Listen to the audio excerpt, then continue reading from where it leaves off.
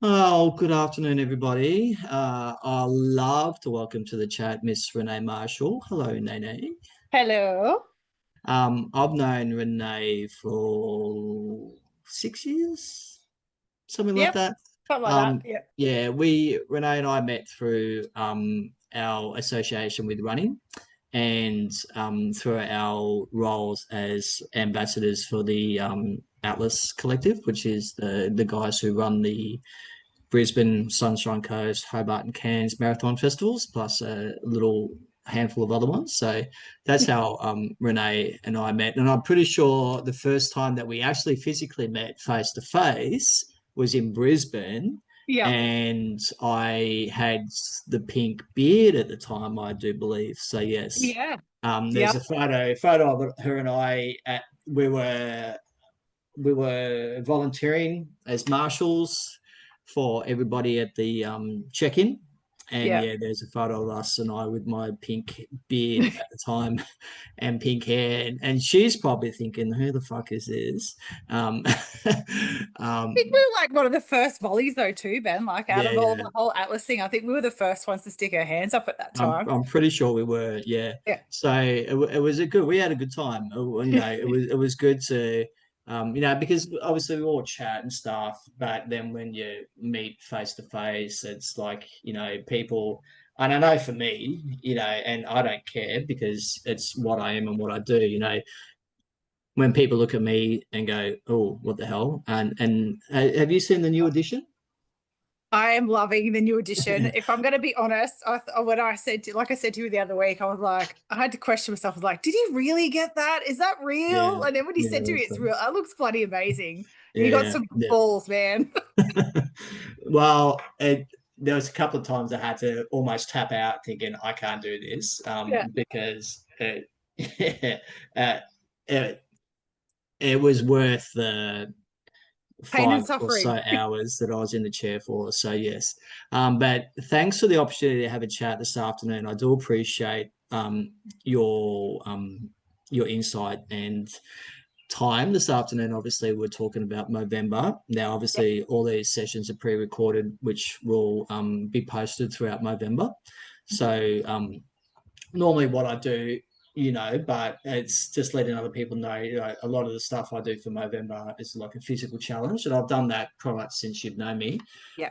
And I thought, well, let's kind of just change it up a bit and let's kind of go back to having a chat, having that conversation with not just men but women as well about what men's health and Movember means to them.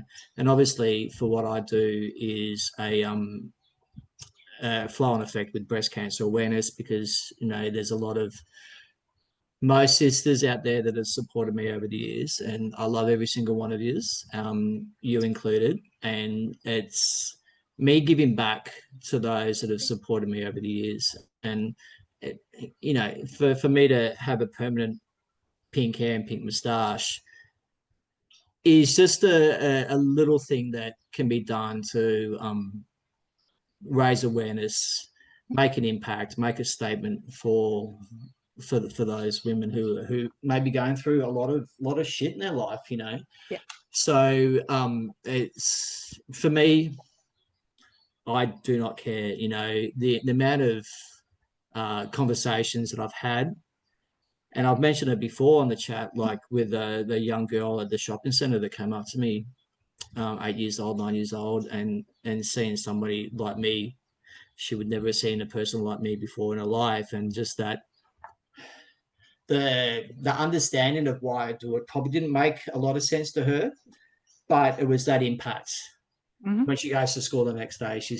she goes, oh, look who I saw at the centre. I should have taken a photo of her and I, but that's okay. It's having that impact. So yeah, it's for me, these conversations have been a good insight to my own mental health as well, but for others as Yes. well. So when we're talking about mental health and men's health for you now, what have you experienced over the years? I know, we both have children. Yeah. Mine are a little bit older than yours. But when we're looking at, and I just want to let everybody know that the conversation we have today is just our emotions, our feelings, our interpretations. We're not specialists. No. We're not professionals in the matter of in the field of mental health. It's just about what we've experienced, and hopefully some insight can happen around the conversations we're having today. So I know when I was talking to my eldest son, who's 22, that was an interesting conversation. So I'm thinking, I'm very open and honest with my boys, and they're the same. They can come Yep. up to me anytime. They know that. I was Hmm. talking to my eldest just before I left work today, and getting in it, and I'm thinking, how's this conversation going to go? Because we're talking about, this is a father and son talking. This is not Yeah. two men talking. So I'm No. thinking, how's it going to go? Is he going to say Hmm. things that he doesn't want to say? Is he going to say things he hasn't told me? It was a good, productive conversation, and that's coming from a 22-year-old. Yeah. Also talking about some experiences at school when it comes to mental health. Now I know Josh is 13, going on Yeah. 14. He is. Yeah. Yeah, has there been an insight at his school? He's in high school now. He is in high school, yeah. So he's His coming first towards year. the end of no, he's coming towards the end of year 8, so he'll roll into Yeah, year right. 9 next year. Yeah, Yeah. okay. Yeah. So what's it like in the education system at the moment when it comes to mental health? Is there, do they talk about?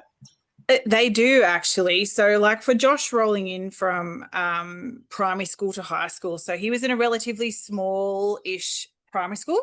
Yeah. So it was like from prep to grade 7, there's probably about 200 kids. So from primary school to high school, he's gone from a school of 200 kids collectively to probably like a school of like 12 to 1,300 kids. And he's gone into a year that would have as many kids as he would have had at primary school collectively. So there's Right. something like 10 to, so he's gone from a state primary school to a state high school. Mm. So I think there was like last year when he rolled into year 7, I think there was like 10 or 12 year 7 classes of approximately 25 to 30 kids each class. So year 7 for him was like it was a struggle, like whether it was, just day-to-day life or, trying to find new friends and that sort of stuff. And the high school itself were actually really, really good. So there's a lot of programs that they're offering to not only boys, but young girls as well. Yeah. But for Josh, speaking from a young boy's perspective, so he was involved in a short program with Top Blokes, the Top Blokes Foundation. I'm not sure if you've heard of it, but Yeah. so they had, and we were invited to their graduation per se. And it was like a whole term that they would come in, and Josh would get to spend, I think it was the Tuesday afternoon sport. So instead of doing sport, they were going to their Top Blokes stuff. And it was a mixture of kids. And for Josh, it was more about, yes, mental health for him, but dealing with his emotions more than anything. So like Josh has been a young man that would tolerate a lot of things. And then if you kept at him and at him and at him, he would lash out. And he's always been that sort of kid that would tolerate that. And there was a couple of instances where, particularly in year 7, where he probably lashed out and got himself into some trouble. But the Top Blokes Foundation were amazing. They came in and they went through individual things. Like, I mean, obviously social media is a mad aspect at the moment for a lot of young kids. Yeah. And the bullying associated with that at the moment. I mean, thankfully Josh is not in that category at the moment where he's being bullied. He's found himself a really good group of friends, but this program and the school counselors are very on top of the mental health aspect for students, which was something that was not top of mind when I was going through school, and maybe not yourself, Ben. But it's very forefront in the minds of teachers and counselors at the moment for kids going through high school. Yeah, that's really good. I know when Caleb was in school, he graduated 5 years ago, Yeah. roughly. Mhm. From his insight, there wasn't much No. at all. Now, that's from his perspective. Yeah. Yeah. Whether that's changed or not, I would say it has. But definitely when I was growing up and when you were growing up, there's not that much of an age No, difference. there's not. No. it's yeah, there was absolutely nothing. And I know when I went through school, I yeah, and it sounds like it doesn't really change much. You know, you're going from a primary school which has got, you know, X amount of kids, you go into a high school which has got X amount of kids. So there's a massive difference. And obviously the bullying and stuff doesn't really, that's never going to go away. It's just how it is being dealt out, so to speak. You know, obviously when we were growing up, there was no social media. You know, we'll probably Well, hand out I was letters in the bullied for class. being like, without sounding disrespectful to other people, but I was bullied I was like quite a large girl going through school, and at least I got bullied between the hours of 9 and 3. Yeah. Now there's no I escape. Yeah. Well, I was bullied because I was probably um what's the what word? Feminine, maybe? I'm You're not in touch with your sure. feminine side. Yeah, that's it. And that escalated Yeah. through when I was older, when I was in the army. So Yeah. there was Yeah. there was a period of there when it was I wasn't perceived as part of You the weren't boys tough. club. And you know, and if they look at me now, then it's like, well, you know, fuck you. But But I think the thing is though, Ben, like as we like, I mean, the different era is that for us, like mental health was always taboo, and yeah, mental health was always flagged as a weakness. yeah, that's it. If you portrayed it, you spoke about it, you whatever, and like, you know, being in the defense force yourself, and my probably even I've had friends, but also my brother-in-law, like the stigma is still there. Like Yeah, you have to be tough. You can't talk about your feelings. You got to suck it up and put it away. And it's only that even when they come back, and, you know, my brother-in-law served in Afghanistan and Iraq, and, you know, he was there for a short period of time, but he's got mates in the Defence Force that was served there for a long period of time. And PTSD is massive. yeah, it And is. I see that whilst there is discussion and options available, they are still really left to themselves to work through that, Yeah, which is yeah, really hard to see when they've given so much of themselves to their country and to protect us. yeah, There's not yeah. a That's lot of, it. and it's still, I think it's still an ever evolving and ever changing thing though, Ben. I think that's going to take a long while, I think, for that to change. It will. And when I when I joined, it was what 1991. That's when I Yeah. joined. Hmm. When I was going through a tough year, that was 95, 96. Yeah. So going from a capital city Mhm. to a remote town in North Queensland, Yeah. um, there's obviously a lot of difference, and the perception Hmm. behind that Yeah. was just ridiculous. It was not a nice place to be in. But then when I one of the conversations that I've had with an ex-army friend of mine last week, we spoke about what she's still based. She's out of the army, but she still lives in the same place. Yeah. And we spoke about that and thinking, you know, what's it like at the moment? Is it like still like a clingy boys club, getting out on the pier, stuff like that? That kind of seems to have gone by the wayside a bit.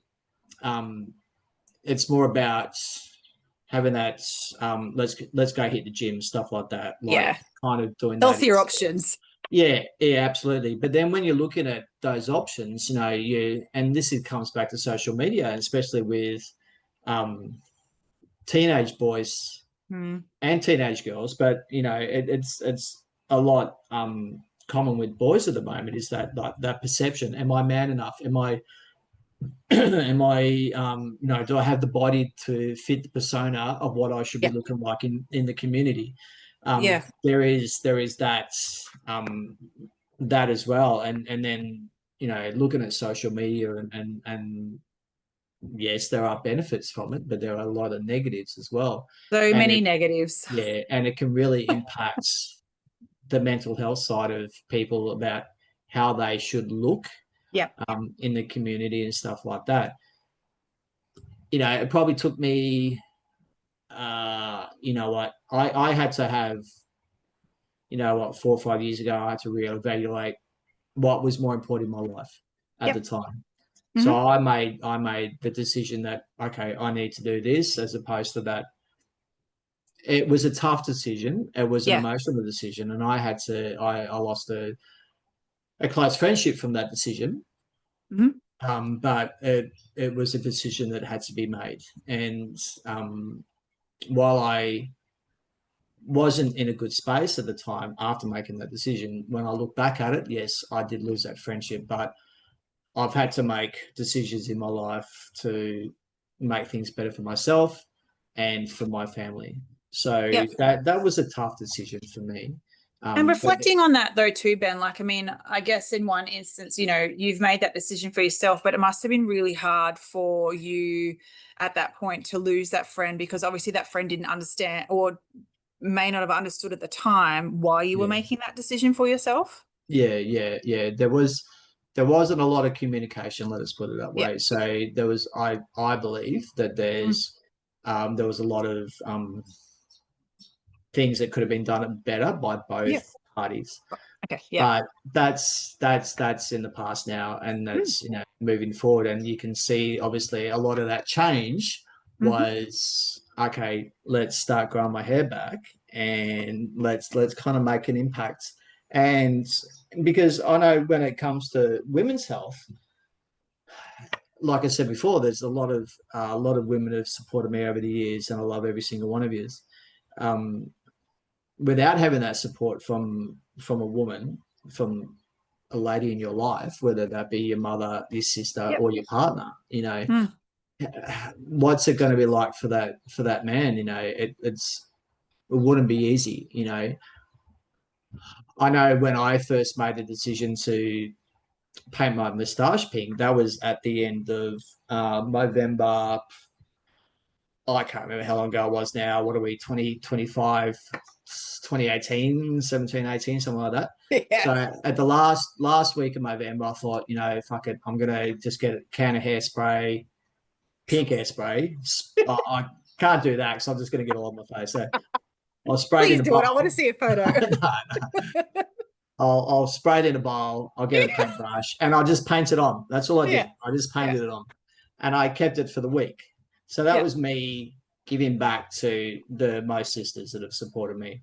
So, and then obviously at the end of the month, I'll shave it off, start again, and I'll continue to do that. And Yeah. then when I made the change, that's when I decided, okay, I need to stop what I'm doing there. And then I remember one afternoon, it was, I want to say it was a Monday afternoon. A mini cyclone came through and we lost power. It was just really windy and Yeah. power went out for a day and a half, whatever. So I was at home. I'm thinking, all right, I'm bored out of my brain. What can I do? And I'm just kicking back outside. I'm just filling my hair because I used to shave my head the whole time. I was So, gonna say, I've never seen you any other way than how you are oh right now. yeah, yeah. No, I I used feel to like I shave need my to head. doom scroll your Facebook to Yeah, I see. have a look. You'll see there was some photos there you won't recognize me. Yeah. So literally no hair. I used to shave it the whole time, but I had a little bit of bum fluff going.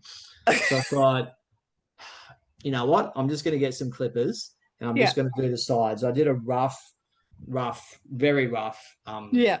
along the sides to start forming some form of mohawk. And then, and since then, I haven't cut my hair at all. It's apart from the tips on the very odd occasion. Yeah. I haven't had my hair cut at all. So, and that started to. It was like an evolution, so to speak. I would my barber who used to shave my head. I said, hey, who can you recommend someone who does good color? Because Yeah. I was thinking, right, let's go bleached. Let's just bleach it. Let's be like Johnny Depp from Fantastic Beasts and Where to Yeah. Find Them. So go Yeah. for Yeah. platinum. Yeah. And then I got introduced to my hairdresser, the Miss Lovely Lexi Shea, who I've already had a chat with for November, and she has over the years transformed me into how I look now. and without her, she's an amazing artist. She really is. She is very talented, and we share the same birthday, which Oh. was a funny coincidence. And but Kismet. well, I remember we were at one of the salons that she was working at, and for whatever reason, the topic came up on her birthday. Hmm. And I said, "When's your birthday?" And she told me, and so I got my driver's license and said, "Oh, look at that." And it's like, so yeah, so we share the same birthday. So she she's obviously gone through a lot as well, and Yeah. I'm there to support her and stuff like that. But it's having a permanent look. The look has transformed over the few years until it looks like now. So I had the big beard that you'd seen. Yeah. That was pink. That's been red. That's been platinum. But it's kind of settled into what it's like now. And when I'm talking about women's health, there's that support that needs to be behind the women as Yeah. well. And I It's think, like I think that the transition is like I mean, I guess it has swung in roundabouts for such a long time though, Ben. Like, I mean, it's been okay for women to talk about their mental health or to whatever else is going on. Whereas, the big transition has come towards men's mental health. And, I've grown up around a footy field pretty much my entire life and, with my dad and whatever. And to see the work from my perspective in and around a footy field and men talking about mental health and so many different men's mental health organizations. Like when I was living on the Gold Coast, I got involved with the Live-In organization. So they would run a 24-hour treadmill challenge. So the first couple of years that they operated the 24-hour treadmill challenge, I was like, yep, sign me up. I'm in. And my aunties joined me a couple of years. We dressed up as Wonder Woman and we did our, a couple of hour stints on a treadmill. And if that's yeah, what we could do to generate a conversation similar to your hair, Ben, like your mm, hair is a conversation starter. People will come up to you. They might think you just got it colored pink because you like pink, but yeah, they come up to you and be like, why do you have, what's going on mm, here? And that's the conversation starter. And I think that's, a lot of things in society is that it's just having that one thing that's going to be that conversation starter. I work with medical students and like and Are You Okay Day is a massive mm, thing in our medical student fraternity. And, we organize little things during the week. We have a lolly guessing competition. It makes the students come up to my window so I can ask them, how you going? Are you okay? What's yeah, happening this week? Because otherwise you just don't get those little touch points that you're looking for to check in with people. yeah. And I think having that personalized conversation definitely does help. It definitely does help. My work environment is very productive. It is very open to support that you may need, but it's also getting people together, like Are You Okay Day, stuff like that. We always celebrate that, and we've always said it that it shouldn't be just one day. No, It should be every every day. day. But Yeah. then when I talk about men's health, Movember shouldn't be just for a month. It should be the whole time. Nope. Breast cancer awareness just shouldn't Same. be 1 month. Nope. It should be every day, basically. I know a lot of people can probably get a little bit sick of hearing it because there's such an influx of different other charities, stuff like that, and that's fine. Causes. Yeah. Yeah, yeah. Yeah. Everyone's got a something to An say. agenda. Yeah, Yeah. that's it, and they want to support what means to them the most, and it Correct. can be hard to get that support. But for what I try to do, and this is a good insight for me to get a conversation started about just talking to different people. The gentleman I had before you, he's in his 80s, so having a conversation with him, talking about what he's done in the community, how he has those conversations with people his age. He's literally 30 years older than me, but we have a connection. We can talk about stuff. We're open and honest about things with each other.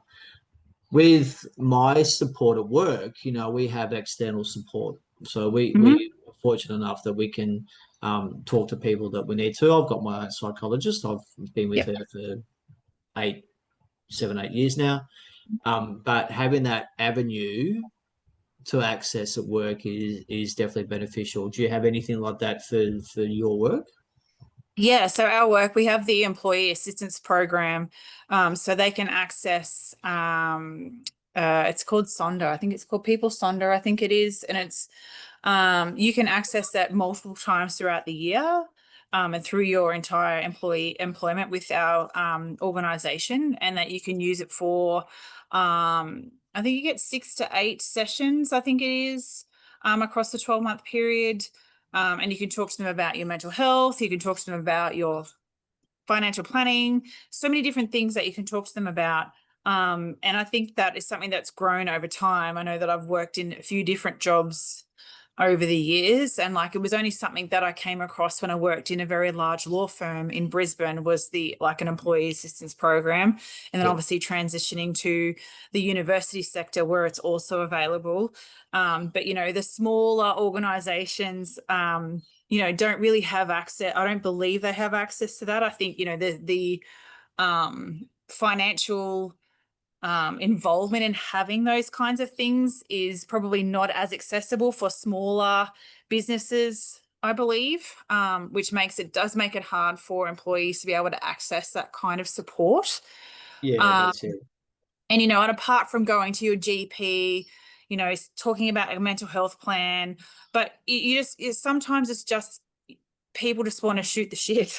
They don't necessarily are looking for, guidance or advice. I think a lot of the time people just want to be heard, Ben, and I think people just want to be able to vent and discuss what's going on in their life. At that time, it doesn't necessarily equate to, and the talk about mental health issues per se. I think a lot of people, as it grows, but I think people a lot of the time will just want someone that they know that they can talk to, they can trust, and be able to discuss how they're feeling at that point in time. Yeah, that's it. It can be difficult talking to somebody if they don't have that trust within the Connection. system as well. Yeah, Um, oh, agreed. Yeah, yeah, if you don't yeah, have trust with your supervisor, or someone within your organization that you are working with, I think that makes it extremely difficult for you to be able to work, to move on, whether it's something that's happening in your personal life or whether it's something happening in your work life. If you don't have that level of trust, it's going to make it very difficult for someone to have a conversation. yeah. And I think somebody who's not within a Commonwealth sector or university or whatever, Mm. like just a small business, Yeah. having that outlet can be very difficult, but also knowing where to go as well. And And I think, like people walking into their HR, like, I mean, HR is a strong word for a lot of people. It means a lot of different things. And I think yeah, that I know initially when I started out as a young kid in law firms and that sort of stuff, walking into HR meant you were in trouble. yeah, yeah, that's right. So there's still that stigma around HR. They're not just someone to go and talk about your job or whatever else like that, but Yeah, HR is a place you can go. That's a trusted place. You can talk about how you're feeling, but I still think that there's that stigma around HR and people are reluctant to go there for that reason. yeah, yeah, that's it. I know with our external support that can branch out to families as well. So families need to contact them. I'm Yeah, assuming it'll be the same as yours. it is. Yes. Immediate family. Yeah. Yeah, Mm. that's it. Um, it, it I have utilized that service a couple of times, and it's hard to because you've got a history of somebody, but then Yes. you kind of have to have a conversation with somebody else that you don't know. Yeah. That can be difficult. And I know my first conversation with somebody was difficult, thinking, who is this person that I can't see? Basically, it was just a phone conversation. We Yeah. can do video chats, which I didn't realize. So there is that Yes. option, but you're still kind of having that conversation with somebody that you're not aware of. And I know friends of mine who have reached out to psychologists, they're kind of saying, well, she didn't fix me. And it's like, well, you can't get fixed with just one conversation. No. Or they said, she already tells me stuff I know. It's like, oh, okay, well, if you don't feel like you're getting any benefit from that, obviously, then don't see that person. Or No. there's more than one. Yes. It's kind of having that trust and that connection from the start. So Mhm. it's pretty important that you get that. And I know the conversations that I've had with men, especially at the moment, is well, no, with women mainly because they're giving me that opinion from a woman's point of view. Sure. Yep. And I'm pretty sure you're going to say the same thing that men don't express their emotions. When we're looking at between men and women, obviously women are more open to conversation, men aren't. Yeah. Yeah, Some men are, some men aren't. yeah, Like, I think the different stages in their life, like, I mean, I know my husband, and yeah, I would say colloquially, like a lot of men are in that position where they won't speak about how they're feeling. But we went through something pretty traumatic close to 7 years ago where we lost our second son was stillborn. So it was a very difficult time for myself and my husband, but also Joshua too. Like, he was in the mm, room at the time when they didn't find a heartbeat. So I think a lot of his um when I say a lot of his mental health, but a lot of his concerns around family and who he is as a person does stem back to that experience at that time, because he was only 6, yeah, and he had some very express words of wisdom at the foot of my bed at the time where we didn't find a heartbeat, where he looked to Brad and myself and said, "Don't worry, Mum. Didn't you know that triangles are stronger than squares?" Is what my 6-year-old said to us at that time. And, like, for us at that time, we had some pretty amazing organizations, but EAP saved Brad and I. Like, Brad used his EAP through work and, had multiple phone conversations. I myself didn't really access it at that time, but it was around Daniel's 6th birthday, when he was about to start prep, start school. And that's when I really fell apart, because Josh was starting high school. Daniel would have started prep. So I accessed EAP at that time. yeah, And I spoke to a gentleman at the time, and he was really good. Like, he just let me talk.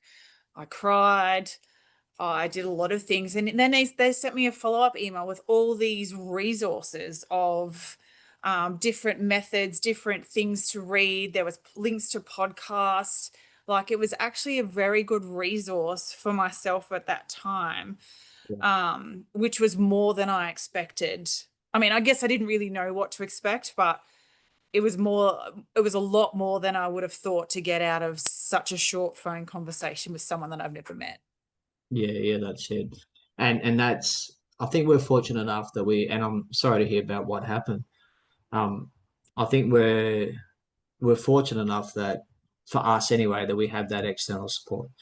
Yeah, A lot of people don't have that external support, but there are avenues for people to go down to there get is. that external support. Yeah. There's a website that we use at work very often, Ask Izzy. You're aware of that Okay. one? Yeah. No.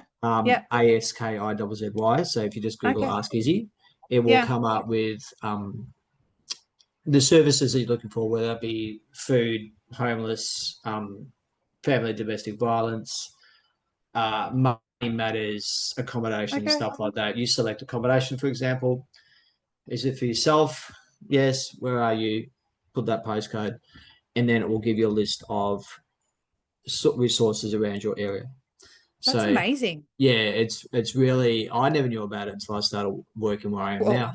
this is the first I've heard of it. Why Yeah, is this yeah. not more, I guess, advertised? Like, is this a not for profit or? No, it's just it's open to anybody. Anybody can access it. It's not something that we use. It's not some secret website that we Yeah. access.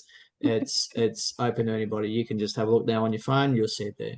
So yeah, it's definitely something to look into. I use it all the time when I'm referring people to that if I can't assist them. I say, well, here's some external support to assist. So it's definitely, and people don't realize that as well. But No. then it's then I don't know, for sometimes for me it's a matter of just having a look. You know, if you've got access to a computer, you've got access to your phone, Yeah. have a look. External support, support for whatever. Um, some people sometimes they just don't know how to take the first step and just to No. do that, and that obviously can affect their mental health, and that can be an effect from their mental health, which is impacting them to do that. So it's hard for people just to take that first step. First Really step. hard. Yeah. And I guess the thing too, though, Ben, when you look at it and, we talk about cost of living and everything else that's going on at the moment, Yeah. and people probably are afraid to access services because they can't afford it. So I Yeah. guess that's a whole other conversation. What other services are available to people that's not going to cost them an absolute ton of money? Because I know what it's like for me. Like, I mean, I'm fortunate enough to be in a position where I can go to a GP and I can pay the $95 that it costs me to go and see my GP. Whereas there's a lot Yeah. of people that can't, Mm. even though they're getting the Medicare rebate back, they can't outlay that $100 to go and see your GP. So I Mm. guess that's the other thing too, is like making people aware that there's other services available that's not going to Mm. cost them an arm and a leg. Yeah, that's it. My GP, they bulk bill. So Yeah. I don't know, a lot don't. But No. then yes, I'm like you, I'm in the fortunate position where I can um afford to go to the Yeah. doctors. Mm. Um and yes, and a lot of people aren't, but then there's that avenue of yes, there are some places that still bulk bill. Yes. It's a matter of having a look, Mm. utilizing your resources to find that and best help you at that time, because a lot of people don't, they just don't know where to start, Yeah, where to start. or they're reaching out for government funded assistance and stuff like Yeah. that, which then can have an adverse effect on their future. Yeah. So having that external support, having those free services that people can utilize, it's definitely there. It's not something that people hide. You know, No, but I guess that's this is there. trying to find it, making it more accessible for people. And I think that, obviously with COVID, we all went through a thing, some states more than others, where they were Yeah, locked down for such a long time. So I guess that, the mental health aspect of that also rose during that time. yeah, Sorry, that's my dog.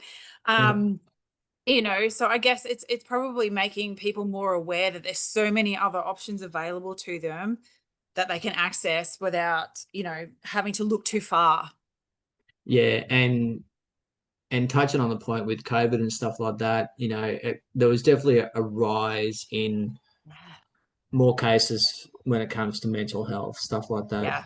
Um, when I And I was think it talking, was like lockdown, financial, can't yeah, see my family, can't get out of my house, can't walk more than 5K. Like it yeah. was just, we were like we're living in a time warp. It was ridiculous. Well, for me, it didn't really impact me because I could still go to work. Yeah. I could still work. So, Yeah. but when I went to work in the center, it was empty, Yeah. absolutely empty. And I'm driving down the street going, "This is great. There's no traffic." So I tried to take some positive out of it. Yeah. Yeah. But Yeah. yeah, I was fortunate enough that I could actually go to work, Mm. and a lot of people weren't like that.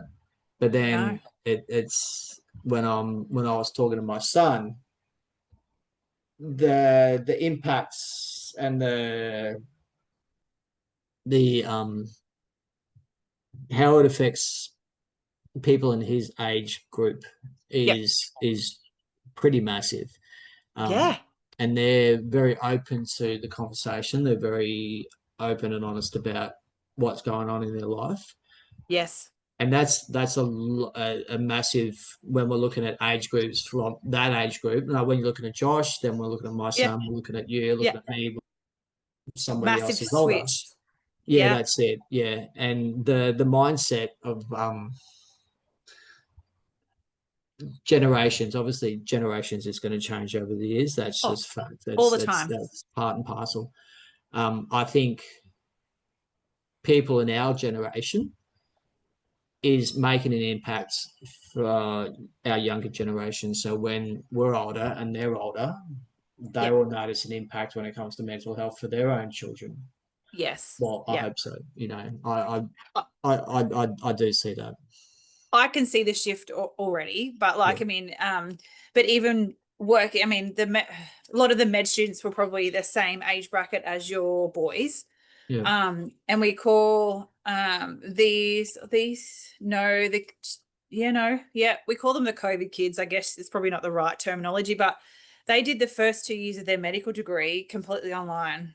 yeah, And and we also had students who were in their third and fourth, so graduating years of their medical program, in and out of the hospital because they had COVID, didn't have COVID, they could be in the hospital, they couldn't be in the hospital. There were so many different things, so it actually affected the medical the health workforce for yeah, a long period of time. I mean, obviously there was the whole vaccination situation, but in terms of students, mm, had a massive impact. But this current crop that are coming through that I've got out where I am here at Toowoomba is that they are very aware of their fatigue.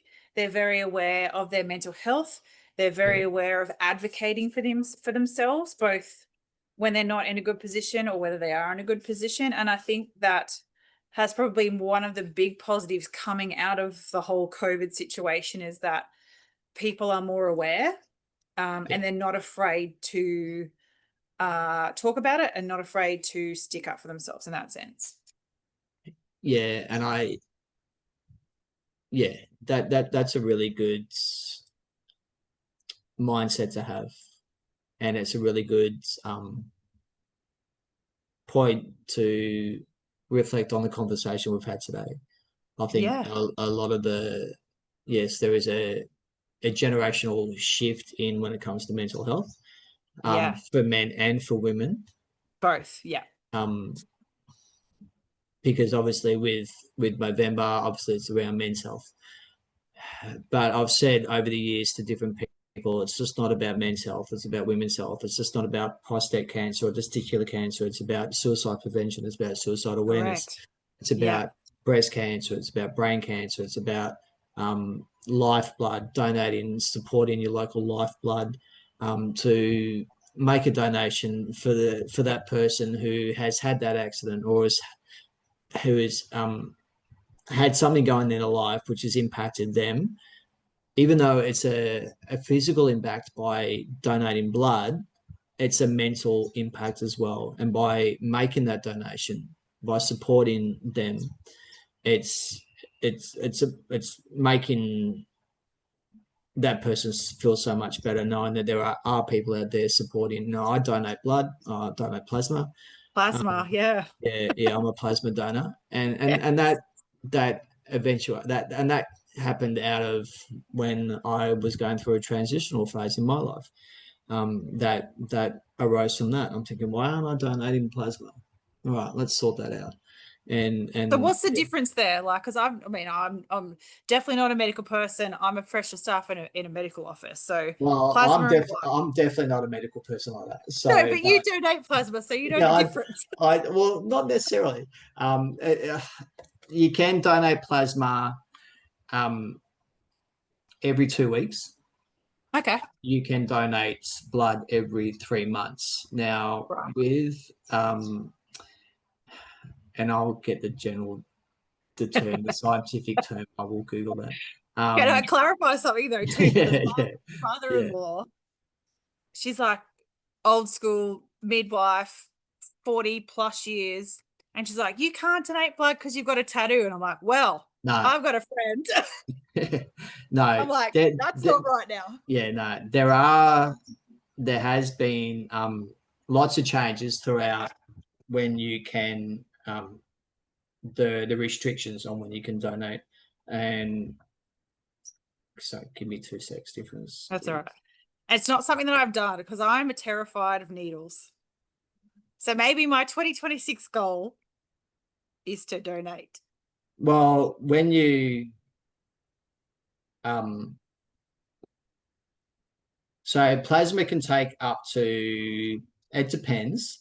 The longest I've Let me been in start with blood. I'm going to start with blood. I'm not going to plasma straight off the bat. Well, when you donate blood, you're literally in the Yeah. chair for maybe 10 minutes. Okay. And that's it. So when you donate plasma, you're in the chair for probably about it depends on the person. Like for me, it's generally about 90 minutes from start to finish. So from start to finish. So plasma is the yellowish liquid part of your blood that holds all the other blood cells. So it can be used in 18 different ways. So why give plasma instead of blood? When you give a blood donation, it contains some plasma. But when you donate just plasma, you give about twice as much. So that's more plasma to help people. So yeah. Head to the Lifeblood website. They'll be able to point you in the right direction. But yeah, it's something that I started doing, and I'm thinking, well, it's like, well, you can do this or you can do that. You can do it every 2 weeks, or you can do it like once every 3 months. Once every yes. Let's do it every 2 weeks. So and it's just honestly sitting in a chair, they stick a needle in your arm, and you just kick back. And basically that's it, and you get a feed afterwards. So it's 90 minutes out of your time really, and it's not a lot. And there are, if it's for the first time, you go in there, well, you do it every time you go in there, you scan away, you go through a checklist, you do that every time. So have you had a tattoo in the last 2 weeks? Well, yes, I have. Have you been to the doctor? All this kind of stuff. So Like go through all that kind of stuff. You go through a checklist. You go through it every time. Have you been overseas in the last time? Blah blah blah. Probably 99% of it is just a tick and flick. No, and then you're good to go. But if there's been a change, tattoo, for example, that's one of them. So, but yeah, but it's definitely something to consider. The staff there are amazing. They're really good bunch of people. I'm just a big scaredy cat. That's all.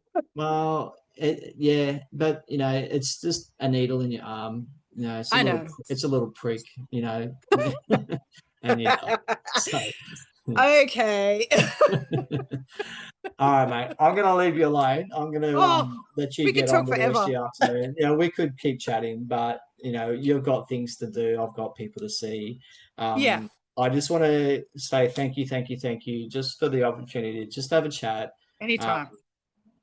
What I try and do for Movember, for women's health, it's just, I'm just one person trying to make a difference, not just in my own life, but others as well. So hopefully, just by having this conversation has an impact on somebody. Like we've talked about, Ask Izzy is a great external website that you can go to check things out. And yeah, it's really good. It's really good. So definitely got to give my students a heads up about that. That's for sure. Yeah, absolutely, 100%.